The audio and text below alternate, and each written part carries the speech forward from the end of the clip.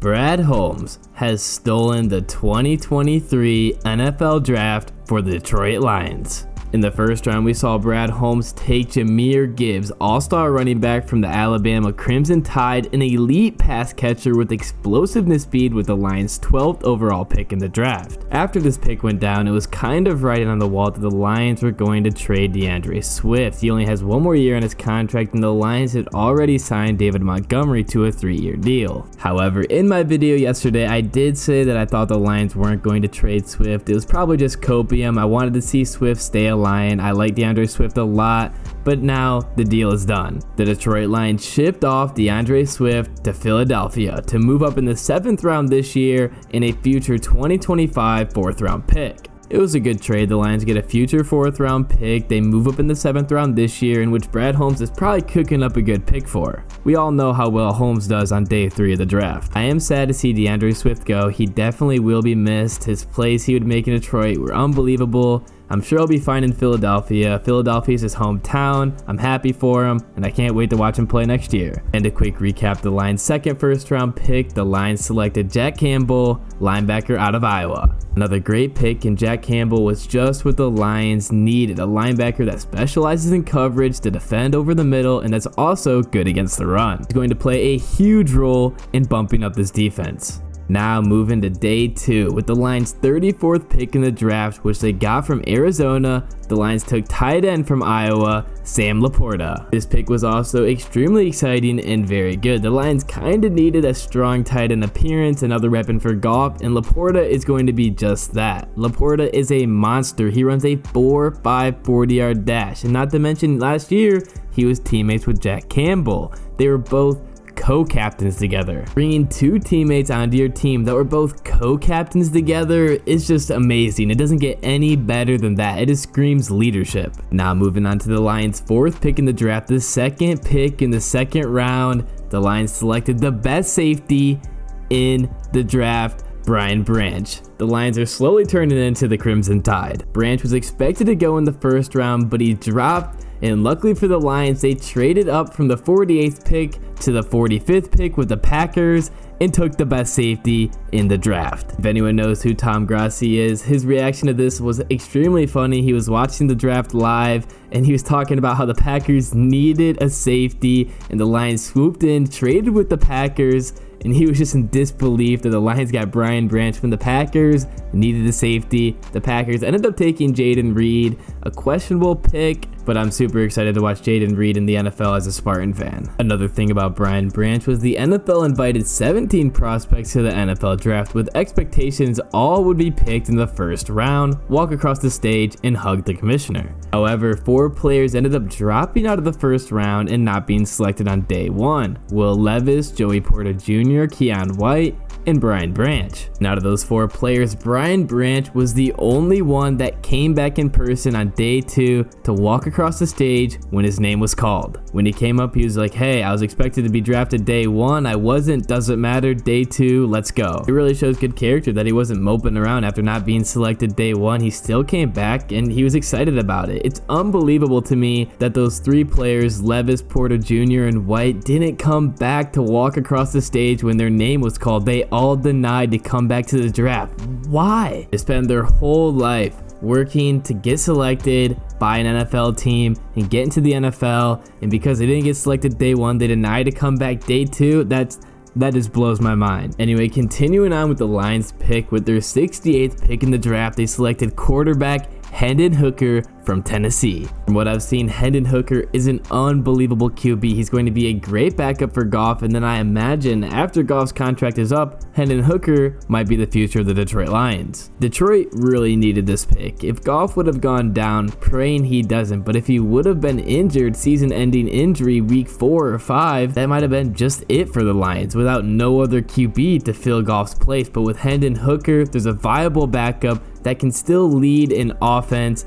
and maybe through the playoffs if Goff were to be injured. Praying he doesn't though. I used to watch a ton of college football. I haven't as much in the years prior, but I did, however, watch this game that had Hendon Hooker and Jahmyr Gibbs, and they were both unbelievable in this game. For some reason, a lot of people like to say that Goff can't throw the deep ball. I'm not really sure why. I don't know if it's just Detroit hate, but Hendon Hooker, You can't tell me he doesn't know how to throw the deep ball. In this game, he was launching bombs on a dime the full 60 minutes. Jahmyr Gibbs and Hendon Hooker have both played in big time football games. They've played in the craziest college football elements, and they've played against good college football teams, not just teams they're beating 50-0. And while playing in these elements in the big games, both of these players were still able to go out and deliver a top tier level performance. And that should translate to the NFL very nicely. Moving on to the Lions' 6th pick of the NFL draft, Brad Holmes completed his 4th trade, moving up once again to select defensive tackle Broderic Martin from Western Kentucky. This seems to be another great pick from Brad Holmes. Martin is the biggest player now of all the whole Detroit Lions team, and he's going to be great against the run. That's exactly what the Lions needed, as they really struggled in that area last season. Now talking about day 3 of the draft, which is actually going on right now as I'm making this, the Sun God tweeted out, "It doesn't matter when you get picked, cream always rises to the top. Trust day 3.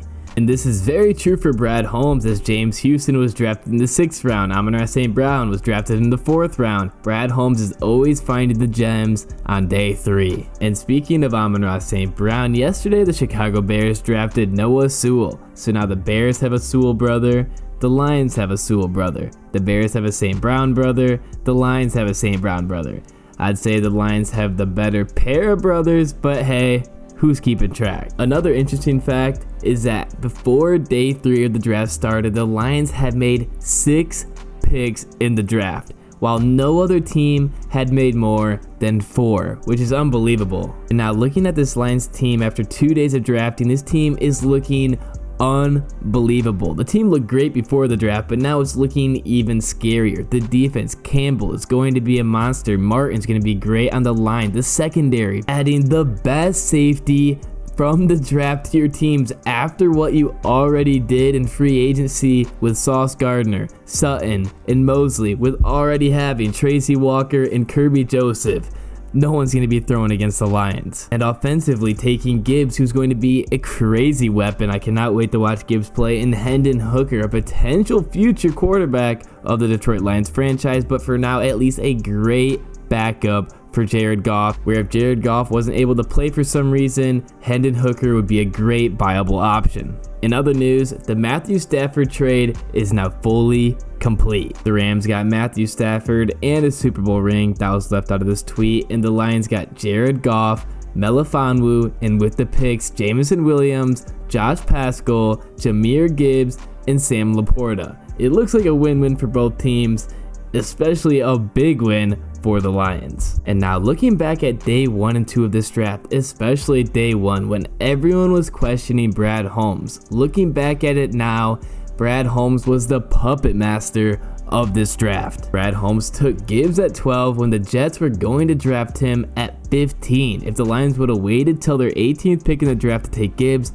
they wouldn't have gotten Gibbs. He took Campbell at 18, knowing a lot of other teams had their eyes on him, and if he would have waited till 34, he wouldn't have gotten Campbell. He took LaPorta before the big run on all the tight ends, securing a strong and extremely explosive tight end for the Lions. While making all of his trades on day 1, he secured enough draft capital to make the trades he wanted to on day 2. He traded up in front of Belichick to get the best safety of the draft, Brian Branch, and then Holmes traded up once again to select Martin, and the pick after Martin, the Browns selected a defensive tackle. Brad Holmes made 5 trades in 2 days, including DeAndre Swift trade, and he picked a lot of great players. The Lions just made their 7th selection from the 2023 draft. They selected offensive lineman Colby Salsdale. He gave up 0 sacks last season. I like this pick a lot, as the Lions definitely needed a little bit more depth for their offensive line. This guy's a big guy. I'm sure he'll be great at blocking for Goff and blocking for the run. The last pick the Lions have coming up in the draft is the 219th pick coming from the 7th round. I'm excited to see who they take. I'm sure Brad will find another gem. What a draft this was. The Lions got everyone they needed. They filled all the holes. They filled all the gaps. The defense, the secondary is now unbelievable. It just blows my mind. The Lions went to having one of the worst secondaries to one of the best just so fast. And speaking of the secondary, I just saw a Sauce Gardner tweet, and all the replies, they're just salty Philly fans. They're just assholes. I hope the Lions take down Philly in like the NFC Championship or something. That'd be amazing. Anyway, that's going to be the end of this video. If you enjoy my content, I would appreciate if you could like and subscribe. Make sure to follow me on Twitter. And once again, as always, thanks for watching.